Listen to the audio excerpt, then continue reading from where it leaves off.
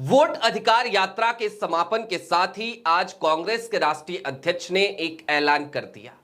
एक टाइमलाइन बता दी और कह दिया कि डबल इंजन की सरकार जाने वाली है। यह भी कहा कि डबल इंजन की सरकार 6 महीने की मेहमान है। लेकिन इन सब के बीच क्या वाकई में कुछ समीकरण ऐसे बनते हुए दिख रहे हैं जिन समीकरणों को देखने जोड़ने के बाद और तमाम सियासी गुणा गणित लगाने के बाद तमाम सियासी पंडित भी इस बात पर भरोसा जताने लगे? क्या वाकई में आज की तारीख में कोई संभावना ऐसी तलाशी जा रही है जहां पर प्रधानमंत्री नरेंद्र मोदी की कुर्सी हिलती हुई नजर आ रही है? क्या प्रधानमंत्री वाकई में 2029 तक का अपना कार्यकाल पूरा नहीं कर पाएंगे और क्या राहुल गांधी वाकई में अब 2029 तक का इंतजार नहीं करना चाहते? और इन सब के साथ ही साथ बड़ा सवाल यह भी है कि जो राहुल गांधी अब तक जोड़ तोड़ की राजनीति में भरोसा नहीं किया करते थे, आखिरकार आज उन्हीं के पार्टी के राष्ट्रीय अध्यक्ष इस तरीके की बात कहते हुए क्यों नजर आ रहे हैं?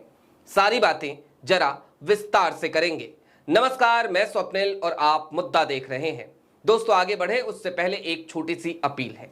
मुद्दा इन दिनों एक आर्थिक संकट से जूझ रहा है। हमारे मेन बैंक अकाउंट बीते कई महीनों से फ्रीज चल रहे हैं, तो दूसरी तरफ हमारा पुराना 2.5 साल पुराना चैनल भी हमसे छीना जा चुका है, डिलीट किया जा चुका है। लिहाजा डे टू डे ऑपरेशंस में मुद्दा को कुछ मुश्किलों का सामना करना पड़ता है। यदि आप सक्षम हो, यदि आप चाहें तो छोटी छोटी मदद मुद्दा की जरूर कीजिएगा। इसके लिए आप स्क्रीन पर दिख रहे QR कोड या नीचे दिख रहे UPI नंबर का इस्तेमाल कर सकते हैं। आगे बढ़ते हैं और एक एक करके उन समीकरणों को समझने की कोशिश करते हैं जो आज की तारीख में सियासी गलियारों में दबी जबान में नहीं बल्कि खुल्लम खुल्ला बताई जा रही हैं। दोस्तों, सबसे पहले लेकिन हम चाहते हैं आप मल्लिकार्जुन खड़गे का वो बयान सुन लीजिए जो बयान आज की तारीख में देखते देखते वायरल हो गया, जिसको लेकर तमाम लोग तमाम तरीके से उसका विश्लेषण करने लगे। क्या कहा आखिरकार ऐसा खड़गे साहब ने, जिसके बाद लोग ये कहने लगे कि अंदर खाने कुछ न कुछ तो चल रहा है। अगर देश का ये डबल इंजन का सरकार यहाँ जो है, जैसा तेजस्वी ने कहा, ये डबल इंजन की सरकार 6 महीने के बाद नहीं रहेगी और ये सरकार, जो नई सरकार आएगी वो गरीबों की सरकार होगी, गरीब महिलाओं की सरकार होगी, दलितों की सरकार होगी, पिछड़ों की सरकार होगी। सुना आपने, कांग्रेस के राष्ट्रीय अध्यक्ष मल्लिकार्जुन खड़गे आज पब्लिक डोमेन में सीधे तौर पर यह कहते हुए नजर आए कि डबल इंजन की सरकार 6 महीने की मेहमान है। और उन्होंने सिर्फ और सिर्फ बिहार की बात नहीं करी। जब वो 6 महीने की बात कर रहे थे, डबल इंजन सरकार की बात कर रहे थे, तो वो देश की बात कर रहे थे। वो ये कह रहे थे कि देश की डबल इंजन की सरकार 6 महीने की मेहमान है। कुल मिलाकर मल्लिकार्जुन खड़गे का इशारा सिर्फ और सिर्फ नीतीश कुमार की सरकार की तरफ नहीं था, बल्कि उनका इशारा प्रधानमंत्री नरेंद्र मोदी की सरकार की तरफ था, प्रधानमंत्री नरेंद्र मोदी की कुर्सी की तरफ था। लेकिन आज की तारीख में आखिरकार मल्लिकार्जुन खड़गे का यह बयान इतना ज्यादा मौजू क्यों हो जाता है? क्या वाकई में कुछ समीकरण ऐसे बनते हुए नजर आ रहे हैं? हालांकि एक तरफ उपराष्ट्रपति पद के इंडिया गठबंधन के उम्मीदवार हैं बी सुदर्शन रेड्डी। बी सुदर्शन रेड्डी आज की तारीख में सिर्फ और सिर्फ इंडिया गठबंधन के नेताओं से ही मुलाकात कर समर्थन नहीं मांग रहे, बल्कि बी सुदर्शन रेड्डी लगातार मुलाकातों का सिलसिला उनका जारी है, बातचीत करने का सिलसिला जारी है। वो लगातार फोन घुमा रहे हैं अपोजिशन के नेताओं के अलावा एनडीए गठबंधन के साथियों और यहां तक कि भारतीय जनता पार्टी के लाइक माइंडेड सांसदों को भी। यानी कि कुल मिलाकर बी सुदर्शन रेड्डी आज की तारीख में अपने लिए समर्थन जुटाने की एक ऐसी मुहिम में लग गए हैं जहां पर वो ये नहीं देख रहे कि कोई सांसद कांग्रेस का है या फिर कि भाजपा का। उन्हें यदि लगता है कि आइडियोलॉजिकली ये व्यक्ति वो व्यक्ति है जो लोकतंत्र में भरोसा रखता है, जो संविधान का सम्मान करता है और जिससे हमें मदद मांगनी चाहिए, तो वो खुलकर मदद मांगते हुए नजर आते हैं, खुलकर फोन घुमाते हैं और सीधे तौर पर एक ही दुहाई देते हैं कि ये जो लड़ाई है उपराष्ट्रपति के चुनाव की जो 9 सितंबर की तारीख को होनी है, दरअसल ये लड़ाई आइडियोलॉजी की लड़ाई है और इस आइडियोलॉजिकल लड़ाई में आपको चाहिए कि आप हमारा साथ दीजिए। यदि आपको लगता है कि हम संविधान की तरफ खड़े हैं, यदि हमारा पक्ष लोकतंत्र है, तो आपको हमारा साथ देना चाहिए। बी सुदर्शन रेड्डी सिर्फ और सिर्फ भारतीय जनता पार्टी या एनडीए के सांसदों को ही रैंडमली फोन नहीं कर रहे, बल्कि उन्होंने ऐसी खबरें हैं कि चंद्रबाबू नायडू से भी बात करी है। चंद्रबाबू नायडू जिनके पास कुल 18 सांसद हैं, यानी कि 16 सांसद लोकसभा के और 2 सांसद राज्यसभा के। इसके साथ ही साथ बी सुदर्शन रेड्डी ने नवीन पटनायक से भी बात करी है, जिनके पास राज्यसभा में सांसद हैं। कुल मिलाकर आज की तारीख में यह कहा जा सकता है कि बी सुदर्शन रेड्डी बड़ी तेजी से अपने कदम आगे बढ़ा रहे हैं और जैसे जैसे चुनाव नजदीक आ रहे हैं, वैसे वैसे बी सुदर्शन रेड्डी सीपी राधाकृष्णन के सामने चुनौती पेश करने की कवायद में लगे पड़े हैं।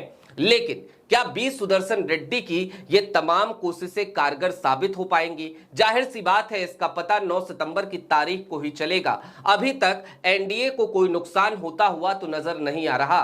अंदर खाने क्या चल रहा है, ये तो वो सियासी गुना गणित करने वाले सियासी पंडित ही जाने, जो अलग अलग सूत्रों के हवाले से ये खबर चलाते हुए नजर आ रहे हैं कि भाई 29 सांसद इंडिया गठबंधन के साथ आ गए, फलाने जी इंडिया गठबंधन के साथ आ गए, ढिमकाने जी इंडिया गठबंधन के साथ आ गए। लेकिन आज की तारीख तक कोई भी ऐसी बात सामने नहीं आई है जिसको लेकर यह कहा जा सके कि वाकई में प्रधानमंत्री नरेंद्र मोदी के कैंडिडेट सीपी राधाकृष्णन उपराष्ट्रपति पद का चुनाव हार जाएंगे। लेकिन हां, जब मल्लिकार्जुन खड़गे ने आज की तारीख में 6 महीने की टाइमलाइन का ऐलान किया, तो निश्चित तौर पर कुछ तो उसके पीछे कॉन्क्रीट रहा होगा। मल्लिकार्जुन खड़गे हो या फिर कि राहुल गांधी, हवा में बात करने की इन कम से कम 2 नेताओं को कोई आदत तो नहीं है। ऐसे में यदि राहुल गांधी कन्विक्शन के साथ कोई बात कहते हैं तो आज की तारीख में देश उस बात पर भरोसा करता है, और वही हाल मल्लिकार्जुन खड़गे का है। उन्होंने भी यदि 6 महीने की बात कही है तो इस 6 महीने के पीछे आखिरकार कौन से समीकरण हो सकते हैं? पहली चीज तो यह हो सकती है कि बिहार चुनाव के बाद प्रधानमंत्री नरेंद्र मोदी यदि बिहार चुनाव में एनडीए को जीत नहीं दिलवा पाते हैं तो निश्चित तौर पर सत्ता पर उनकी जो पकड़ है वो और ज्यादा कमजोर हो जाएगी। निश्चित तौर पर जो दबे हुए बगावत के सुर अभी तक सुनाई दे रहे थे वो और तेजी से मुखरता के साथ गूंजने लगेंगे।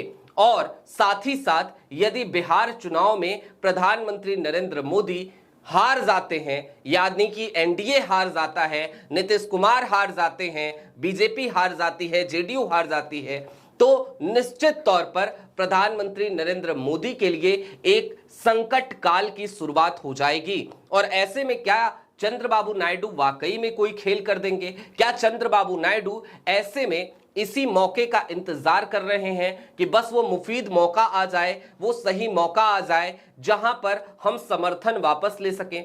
और क्या वाकई में आज की तारीख में खड़गे के बयान के बाद एक बार फिर उस सवाल को उठाने की जरूरत है कि जो बात जगन मोहन रेड्डी ने कही थी, यानी कि अंदर खाने दोनों की बातचीत चल रही है, दोनों की यानी कि नायडू और राहुल गांधी की, क्या खड़गे का ये बयान उस बात पर भी मुहर लगाता हुआ प्रतीत होता है? अगर ऐसा कुछ चल भी रहा है तो निश्चित तौर पर अभी ये खिचड़ी अपने शुरुआती वक्त में है, इसे पकने में अभी लंबा समय लगेगा। खुद मल्लिकार्जुन खड़गे ने भी 6 महीने की बात कही है, यानी कि यदि ये समीकरण बदलते भी हैं तो अभी 6 महीने का वक्त तो है। 6 महीने तक प्रधानमंत्री नरेंद्र मोदी अपनी कुर्सी पर बैठे रहेंगे, जमे रहेंगे। लेकिन हां, अब जरा उस सवाल की तरफ भी चल लेते हैं कि आखिरकार जो राहुल गांधी जोड़ तोड़ की राजनीति में भरोसा नहीं करते, आज उनकी पार्टी के राष्ट्रीय अध्यक्ष इस तरीके की बात कहते हुए क्यों नजर आए? दरअसल आज की तारीख में हर गुजरते दिन के साथ भारतीय जनता पार्टी की सरकार संविधान पर रोज कुछ न कुछ नए नए कुचक्र रचने का काम कर रही है। ये आरोप कांग्रेस का भी है और ये आरोप इंडिया अलायंस का भी है। और ऐसे में वोट चोरी तो आज की तारीख में देश का एक बड़ा विमर्श बन चला है। ऐसे में ऐसा लगता है कि कांग्रेस अब इस बात को मान चली है कि जितने दिन और इंतजार करेंगे उतना ही नुकसान लोकतंत्र का और संविधान का होता रहेगा। यानी कि कुल मिलाकर जितनी जल्दी हो सके अब प्रधानमंत्री नरेंद्र मोदी की कुर्सी और उनकी जो ताज है, उनका जो तख्त है वो छिन जाए तो ये बेहतर है। ऐसा लगता है कि कांग्रेस ये बात भी मानने लगी है, वरना जब 2024 के नतीजे आए थे तब भी खेल करने की संभावनाएं तो थी। हालांकि उस वक्त पे तमाम सूत्र ये बताते हैं कि राहुल गांधी ने किसी भी तरीके के खेल से इनकार कर दिया था। लेकिन यदि आज की तारीख में राहुल गांधी खेल करने के लिए तैयार है तो क्या खेल वाकई में होने जा रहा है, ये एक बड़ा सवाल है। मल्लिकार्जुन खड़गे के बयान पर भरोसा तो किया जा सकता है, लेकिन ध्यान देने वाली बात यह भी है कि चंद्रबाबू नायडू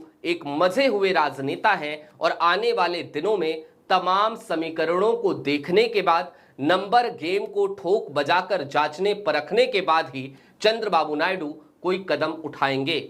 आपकी क्या राय है कमेंट बॉक्स में जरूर बताइएगा। अभी के लिए दीजिए इजाजत। ऐसे ही तमाम अपडेट्स, तमाम डेवलपमेंट्स के लिए जुड़े रहिए मुद्दा के साथ। शुक्रिया।